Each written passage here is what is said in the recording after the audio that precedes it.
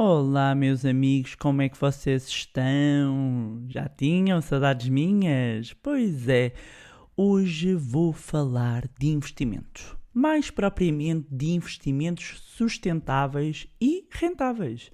Portanto, investimentos daqueles que fazem bem à carteira e também ao mundo. E será que isso existe? Perguntam vocês. Ora, pois que existem. Mas vou começar por enquadrar, digamos aqui, e explicar um bocadinho que, e se calhar muitos de vocês já repararam, não é? Que a sustentabilidade tem sido um tema relevante nos últimos anos. Inclusivamente, cada vez mais consumidores têm vindo a dar preferência à compra de produtos e serviços de empresas mais conscientes ambientalmente, socialmente e que têm aqui um peso importante em termos de responsabilidade social e também em termos de gestão do seu próprio negócio. Portanto, o que se tem verificado não só do ponto de vista dos consumidores, começa a migrar e a verificar-se também nos investidores. Porquê? Porque os investidores começam a compreender e a dar importância a estar a investir em projetos que estejam alinhados com os seus próprios valores, não é?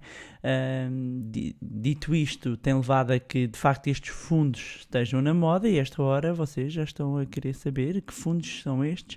Então, são fundos ESG, cuja sigla quer dizer Environmental, Social and Governance, não é?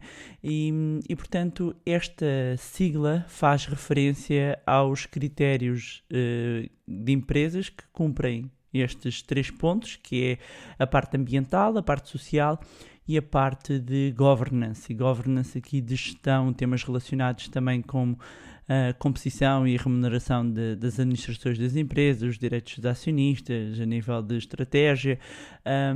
E para entender como é que funcionam os fundos ESG, temos que pensar no fundo, no fundo, não é? Passa a redundância, como fundos de ações, em que os fundos de ações reúnem, é um cabaz, não é? É um cabaz que tem na sua composição. Eu gosto de fazer muito sempre a analogia com um bolo. Ok, imaginem que um bolo é o fundo de investimento e depois nós temos vários ingredientes que são os vários ativos que o compõem.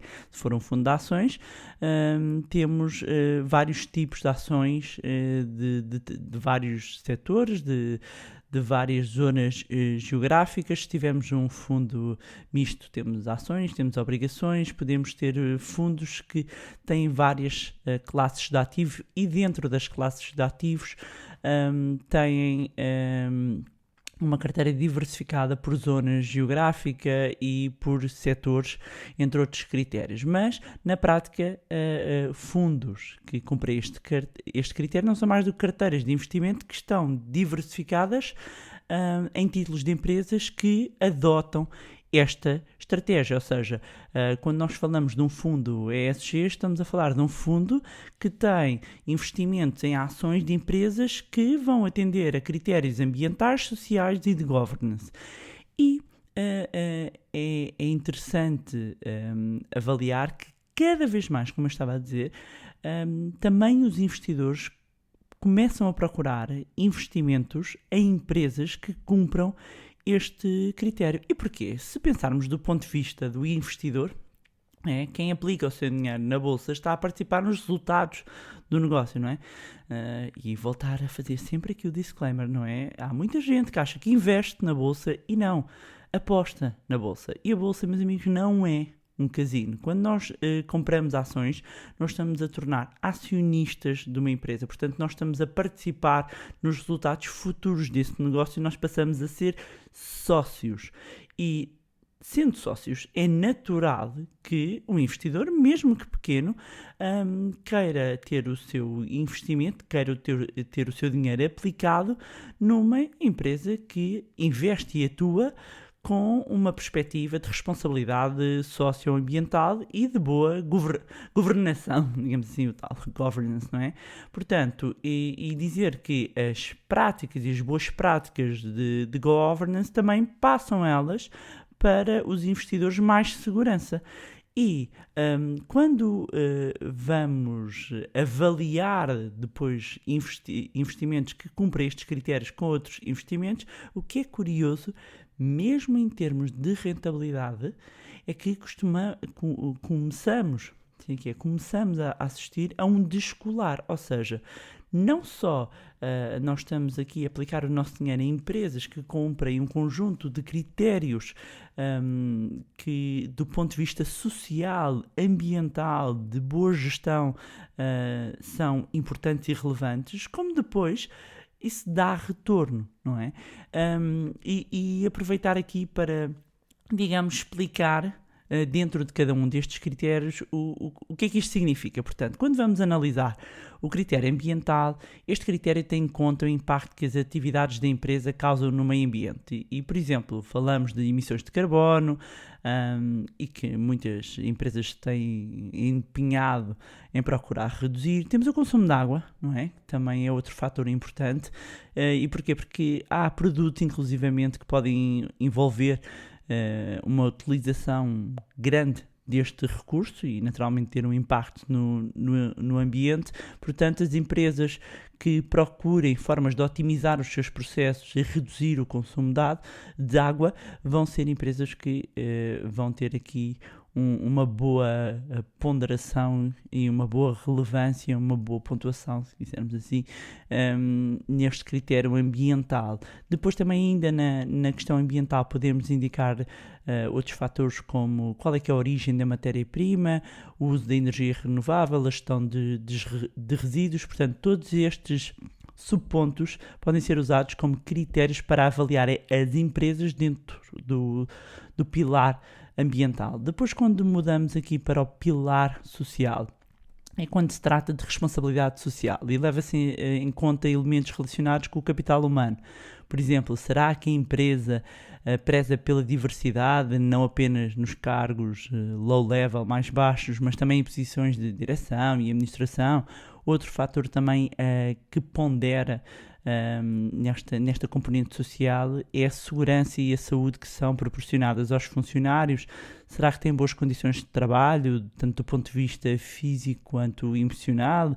Também aqui até a própria qualidade do produto é um fator importante, já que está intimamente relacionado com o próprio respeito que existe da marca pelo consumidor, não é? Se é seguro, se não oferece riscos para quem o utiliza. Portanto, tudo isto está aqui debaixo do pilar social. Depois, por fim, temos a governance, não é? A governação, a gestão, e aqui são incluídos fatores que dizem respeito à estabilidade do negócio. Por exemplo, se a empresa tem auditorias para certificar os seus processos de acordo com a legislação do país onde se encontra, esperar obviamente que as empresas atuem com ética, portanto qualquer indício de corrupção, de manchar a reputação, claramente vem aqui penalizar esta componente da governance e a empresa deixar de cumprir os critérios que lhes permitam assumir-se como uma empresa de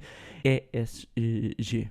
Depois temos a questão da solidez financeira, é outro fator que pode ser relevante para as empresas que atendem estes critérios de sustentabilidade e é levado em consideração, inclusivamente, quando se está a fazer uma análise fundamental de uma determinada empresa, até no sentido de se averiguar o grau de risco que ela pode vir a ter. Outro critério também relacionado com esta componente da governance tem a ver com a independência do próprio Conselho de Administração e o próprio respeito pelos acionistas.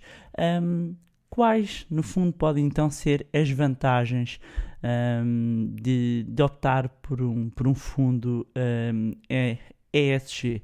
Do ponto de vista socioambiental, estas empresas estão, no fundo, a adequar-se ao novo cenário e, aliás, nós podemos reparar que são cada vez mais as ações de consciencialização e relacionadas com o próprio meio ambiente. É uma tendência e é uma tendência que começou no consumidor, ou seja, todos nós estamos hoje mais conscientes da importância que é cuidarmos do nosso mundo, não é? Da nossa casa, e do ponto de vista de boa gestão aqui no respeito até pelo próximo, do respeito pelo outro, de haver aqui ética nos negócios que acaba por se refletir na própria solidez financeira.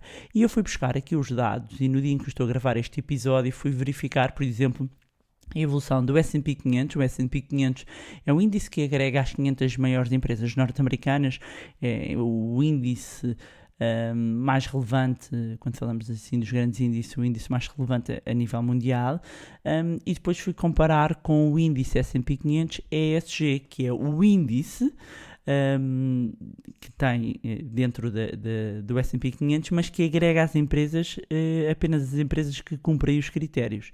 E fui comparar a evolução year to date. Year to date significa desde o início do ano até agora, quando eu estou a gravar, aqui quase a meio de outubro. E quando vamos verificar o retorno, os números mostram que o índice das empresas que compõem o S&P 500, mas sustentáveis, com estes critérios sustentáveis, tem um retorno desde o início do ano de quase 12%, enquanto o retorno das empresas do S&P 500 geral é de 9%.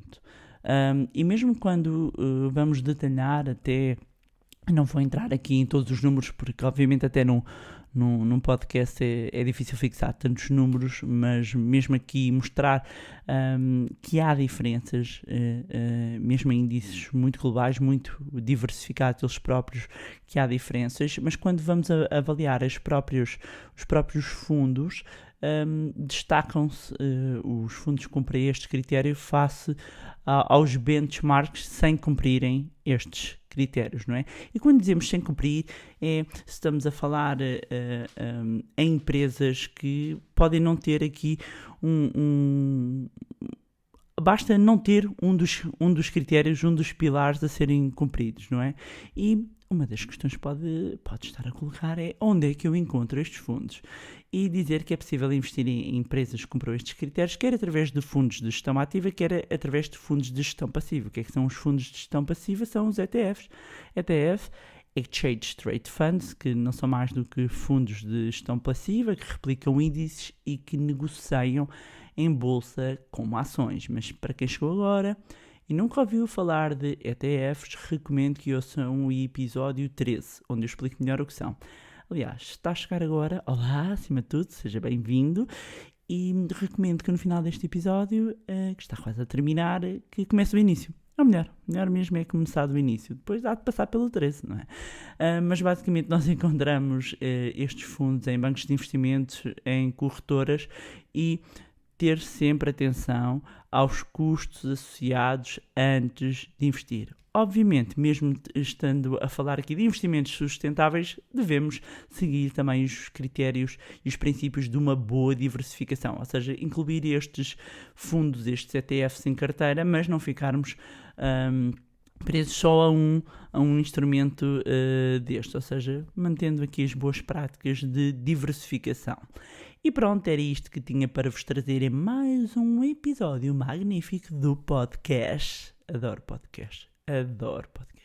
Money Bar, desta vez para falarmos então de investimentos sustentáveis e que é relevante, meus amigos, se faz bem ou faz melhor ao planeta aplicar o dinheiro em empresas sustentáveis, e se dá dinheiro, se é bom para o planeta, é bom para a carteira. Amigos, sério? Por que não considerar, não é? Por que não? Todo o mundo que há de investimentos. E eu sei que às vezes os temas, quando ouvimos falar, isto é verdade, às vezes ouvimos falar dos temas de sustentabilidade, para algumas pessoas têm muito isto presente, para outras acham boring, talvez porque às vezes há malta muito entusiasta, não é, da sustentabilidade, e às tantas torna-se agressiva e que afasta os outros. Há outras pessoas que really don't care, mas amigos, a sério, temos que care, ok? E portanto, dizer-vos que devem ficar atentos. Atentos porquê? Porque vêm novidades. E quem chegou até aqui pode ir comentar no meu Instagram ou na plataforma onde estiverem a ouvir com o quê? Vocês já estão à espera de um hashtag, não é? Mas não vamos pôr o hashtag.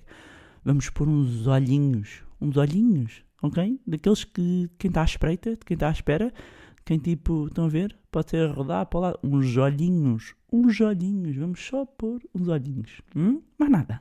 São uns olhinhos quem está à espera. E aproveitar para agradecer, como sempre, as vossas mensagens, vossas partilhas, e-mails, fotos. Muito, muito obrigada. Vocês são realmente incríveis e eu vou vendo as mensagens, mas nem sempre consigo responder porque são mesmo muitas. Mas quero que saibam de coração mesmo. Se eu pudesse, eu abraçava-vos a todos. E fico mesmo sensibilizada. Muito, muito, muito obrigada. E já sabem também que podem acompanhar o meu Facebook e Instagram, cujos links vou deixar na descrição. Juntarem-se ao nosso grupo de Telegram, também está na descrição. Mais uma vez, não se esqueçam, muito importante, de subscrever o podcast onde estiverem a ouvir. Deixem também uma avaliação no iTunes para que mais pessoas tenham acesso a conteúdos de literacia financeira. E se gostaram do conteúdo e acham que vai ser útil a outras pessoas, partilhem. Quanto a nós, encontramos-nos no próximo Money Bar.